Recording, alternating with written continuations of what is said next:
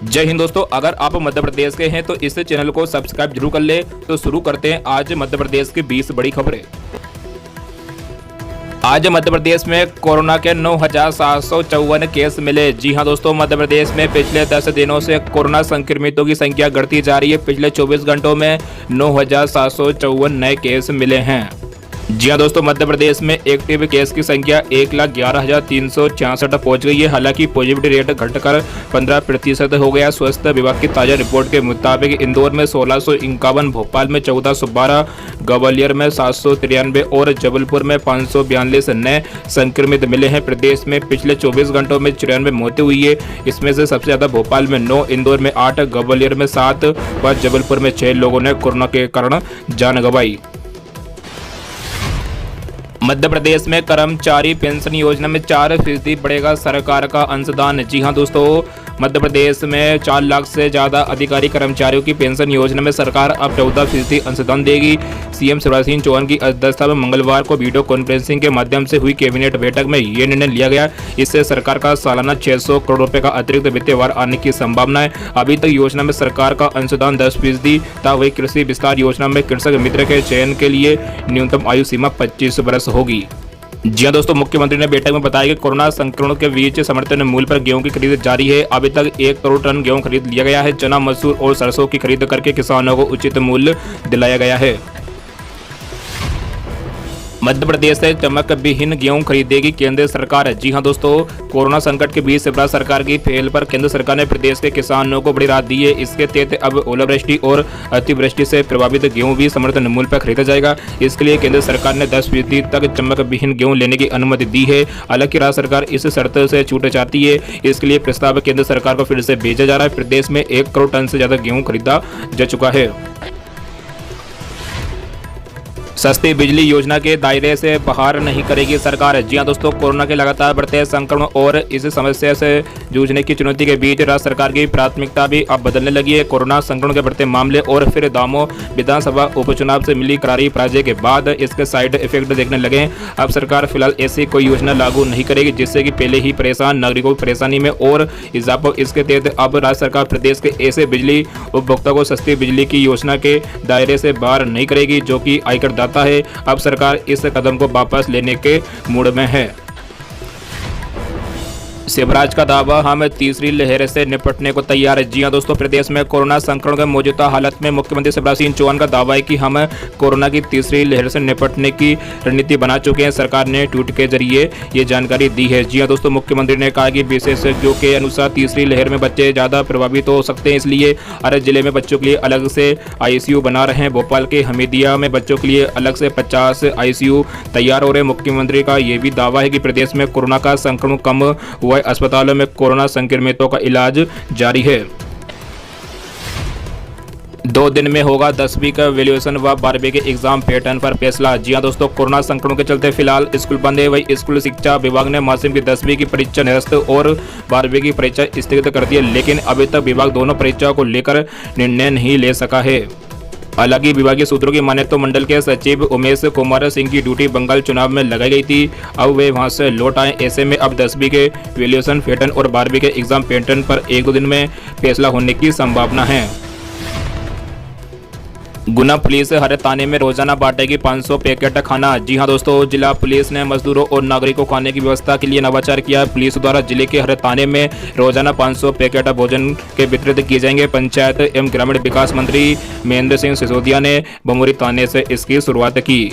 जी हां दोस्तों, इस दौरान मंत्री सिसोदिया ने बताया कि ग्रामीण इलाकों में कोरोना कर्फ्यू का सख्ती से पालन कराया जा रहा है। ग्रामीण इलाकों में भी कोरोना केस आ रहे हैं। ऐसे में उन लोगों के सामने खाने का संकट हो जाता है, तो रोजाना कमाकर पेट भरते। इसी को ध्यान में रखते हुए जिला पुलिस ने ये व्यवस्था की है। मुख्यमंत्री कोविड उपचार योजना में नया आदेश जारी। जी हां दोस्तों, मुख्यमंत्री कोविड उपचार योजना के तहत आयुष्मान कार्ड के जरिए गरीब कोरोना मरीजों का इलाज अब निजी अस्पतालों में भी हो सकेगा। इसके लिए राज्य शासन ने सभी कलेक्टरों को आयुष्मान कार्ड के जरिए इलाज की व्यवस्था के निर्देश दिए थे। इसे लेकर कलेक्टर मनीष सिंह ने पूर्व में आदेश जारी किए थे, जिसमें मंगलवार को कुछ संशोधन किया गया है। अस्पतालों की संख्या 12 से बढ़ाकर अब 32 कर दी गई है। कोविड अस्पतालों में आयुष्मान कार्डधारियों का एडमिशन और उपचार बिना किसी बाधा के आसानी से हो सके, इसके लिए निगम आयुक्त प्रतिभा पाल को नोडल अधिकारी नियुक्त किया जाता है। मध्य प्रदेश में बारिश के असर। जी हां दोस्तों, मध्य प्रदेश में मौसम विभाग ने अगले 48 घंटे में अलग अलग हिस्सों में हल्की या मध्यम बारिश की संभावना जताई है। मौसम वैज्ञानिक पीके शाह ने बताया कि विदर्भ के आसपास ऊपरी हवा का चक्रवात बना हुआ है। इससे नॉर्थ साउथ में एक ट्रफ लाइन बनी है, जिससे नमी आने से बादल छा रहे हैं। जी हां दोस्तों, उन्होंने बताया कि भोपाल में बुधवार तक बारिश होने की संभावना है। इसके बाद बादल छाए रहेंगे। वही ग्वालियर, चंबल, सागर, शहडोल, जबलपुर, रीवा में अगले 2 से 3 दिन गरज चमक के साथ हल्की से मध्यम बारिश की संभावना है। जी हां दोस्तों, उन्होंने कहा कि इस दौरान तेज हवा चलने के साथ बिजली भी गिर सकती है। इसके अलावा 14 मई को अरब सागर में लो प्रेशर सिस्टम बन रहा है, इससे भी नमी प्रदेश में आ सकती है।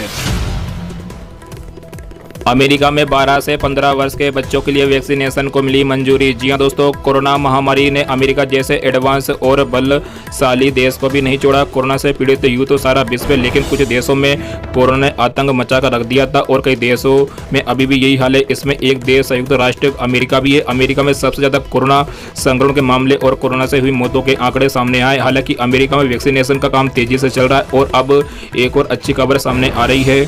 US food and drug administration ने फाइजर और बायोएनटेक द्वारा बनाई गई वैक्सीन को 12 से 15 साल के बच्चों के लिए आपातकालीन मंजूरी दे दी है। जी हां दोस्तों, 16 से अधिक उम्र वाले लोगों के लिए अमेरिका में पहले से ही वैक्सीनेशन चालू है। अब शरद ऋतु आने तक 12 से 15 साल के बच्चों के लिए वैक्सीनेशन को मंजूरी मिल गई है। गृह मंत्री ने दिए संकेत, नकली दवा बेचने वालों को आजीवन कारावास का होगा प्रावधान। जी हां दोस्तों, मध्य प्रदेश के गृह मंत्री डॉक्टर उत्तम मिश्रा ने मंगलवार को इस बात के संकेत दिए कि प्रदेश में अब नकली दवा बेचने वालों को आजीवन कारावास की सजा भुगतनी होगी। इसके लिए आवश्यक कानून में संशोधन के लिए विधि विभाग से बात की जा रही है। जी हां दोस्तों, नरोत्तम मिश्रा ने मंगलवार को एक सवाल के जवाब में कहा कि सरकार पूरी सख्ती के साथ नकली दवा बेचने वालों के खिलाफ कार्रवाई करेगी। अभी नकली दवा बेचने वालों पर राष्ट्रीय सुरक्षा अधिनियम के तहत कार्रवाई की जा रही है, लेकिन जल्द इसे खाद्य अपमिश्रण अधिनियम के अंतर्गत भी लाया जाएगा। अच्छी खबर, ग्वालियर के इन अस्पतालों में हो सकेगा आयुष्मान कार्ड से फ्री इलाज। जी हां दोस्तों, सीएम शिवराज सिंह चौहान की घोषणा के बाद आयुष्मान कार्ड धारक कोई व्यक्ति प्राइवेट अस्पतालों में महंगा इलाज भी मुफ्त में ले सकेगा। सरकार ने इसके लिए प्रदेश भर के कई प्राइवेट अस्पतालों से अनुबंध किया है। ग्वालियर में भी सरकार ने कई प्राइवेट अस्पतालों से अनुबंध किया है, जिसमें ग्वालियर के आयुष्मान कार्ड धारक नागरिक इन प्राइवेट अस्पतालों में कोरोना का इलाज करा सकते हैं। खास बात यह है कि परिवार में यदि किसी एक व्यक्ति का भी आयुष्मान कार्ड है तो पूरे परिवार को इलाज कराने की पात्रता होगी।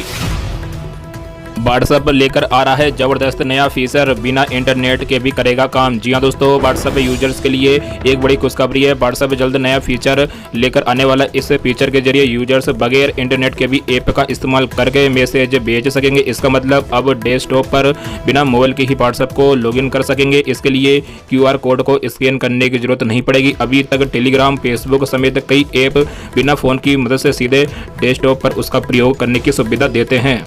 दरअसल हाल में व्हाट्सएप के प्रवक्ता की ओर से ऐलान किया गया था कि अगर आप 15 मई तक व्हाट्सएप की नई प्राइवेसी पॉलिसी को एक्सेप्ट नहीं करते हैं तो भी आपका अकाउंट बंद नहीं किया जाएगा। मध्य प्रदेश में बिना पात्रता पर्ची वालों को मिलेगा 3 महीने का फ्री राशन। जी हां दोस्तों, मध्य प्रदेश के राशन के पात्र हितग्राहियों के लिए खुशखबरी। अब बिना पात्रता पर्ची वाले भी 3 माह का निःशुल्क राशन ले सकेंगे। इसके लिए अस्थायी पर्ची जारी की जाएगी। खाद्य एवं नागरिक आपूर्ति मंत्री बिसाहुलाल सिंह ने बताया कि मुख्यमंत्री शिवराज सिंह चौहान के निर्देशानुसार इस संबंध में आदेश जारी कर ऐसे गरीब पात्र परिवार जिनके पास पात्रता पर्ची नहीं है 3 माह का राशन निःशुल्क प्राप्त कर सकेंगे। इसके लिए अस्थायी पात्रता पर्ची जारी की जाएगी।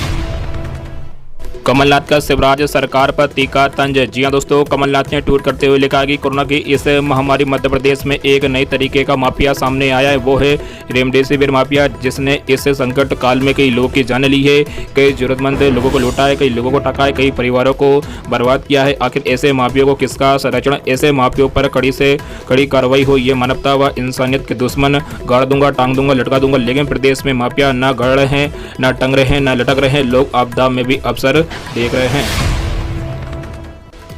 वेद आपके द्वार योजना से घर बैठे मिलेगा डॉक्टर का परामर्श, आपको करना होगा ये। जी हां दोस्तों, मध्य प्रदेश सरकार के आयुष विभाग ने वेद आपके द्वार योजना शुरू की है। कोरोना मरीजों की मदद के लिए बनाई गई इस योजना के माध्यम से घर बैठे वीडियो कॉल के माध्यम से आयुर्वेदिक, होम्योपैथिक और यूनानी डॉक्टर से परामर्श लिया जा सकता है। इसके लिए सरकार ने आयुष क्योर के नाम से एक ऐप बनाया, जिसे गूगल प्ले स्टोर से डाउनलोड किया जा सकता है। शिवराज सिंह चौहान का बयान, पॉजिटिविटी रेट 14.78%। जी हां दोस्तों, मध्य प्रदेश में कोरोना संक्रमितों का आंकड़ा 1 लाख के पार हो गया। यही कारण है कि कोरोना कर्फ्यू के बाद अब मध्य प्रदेश सरकार ने ब्लॉक, ग्राम स्तरीय एवं नगरीय वार्ड में संकट प्रबंधन समूह गठन के निर्देश दिए। इसी कड़ी में आज बैठक में सीएम शिवराज सिंह चौहान ने कहा कि प्रदेश में पॉजिटिविटी रेट लगातार घट रही है, जो 3 मई को घटकर 20.2% हुई और आज 11 मई को घटकर 14.78% हो गई है। ये सफलता शहर और ग्रामीण क्षेत्रों में कोरोना संक्रमण को रोकने की 3 स्तरीय रणनीति की वजह से मिल रही है। शराब की दुकान खोलने के बजाय होम डिलीवरी पर विचार। जी हां दोस्तों, कोरोना कर्फ्यू के कारण पिछले लगभग 1 माह से प्रदेश भर में शराब की दुकानें बंद है। इससे सरकार के राजस्व का काफी नुकसान हो रहा है, साथ ही शराब पीने वाले परेशान हो रहे हैं। ऐसे में लोग औने पुने दाम पर शराब खरीद रहे हैं। वही गरीबों को कुछ लोग नकली शराब भी बनाकर बेच रहे हैं। नकली शराब से पहले प्रदेश में कई मौतें हो चुकी है। ऐसी स्थिति में सरकार को छत्तीसगढ़ सहित कुछ अन्य राज्यों की तरह होम डिलीवरी पर विचार करना चाहिए। जानकारी के अनुसार 13 अप्रैल से कोरोना कर्फ्यू के कारण प्रदेश भर की शराब दुकानें बंद है। इससे सरकार को अभी तक लगभग 500 करोड़ से अधिक के राजस्व का नुकसान हो चुका है। बताया जाता है कि वाणिज्यकर विभाग के अधिकारियों की बैठक में राजस्व के नुकसान पर गंभीरता से विचार किया गया। कुछ अधिकारियों को तर्क था कि 17 मई के बाद शराब की दुकानें खोलने पर विचार करना चाहिए। पिछड़ी जनजाति की महिलाओं के खातों में 21 करोड़ रुपए जमा। जी हां दोस्तों, सीएम शिवराज सिंह चौहान ने विशेष पिछड़ी जनजाति की महिलाओं के लिए आहार अनुदान योजना के तहत सिंगल क्लिक के माध्यम से बेगा, भारिया और सेरिया जनजाति की 2,18,593 महिलाओं के बैंक खातों में 21 करोड़ 85,93,000 रुपए की राशि जमा की है। राशि पाने वाली महिला भी सीएम के साथ वर्चुअली जुड़ी हुई थी। सीएम ने यह राशि अपने निवास से जमा की है। चौहान ने इस मौके पर उनसे चर्चा करते हुए कहा कि इस योजना में विशेष पिछड़ी जनजाति की महिलाओं को प्रति माह 1,000 रुपए की राशि पौष्टिक आहार के लिए दी जाती है। राशि महीने की 10 तारीख तक महिलाओं के खातों में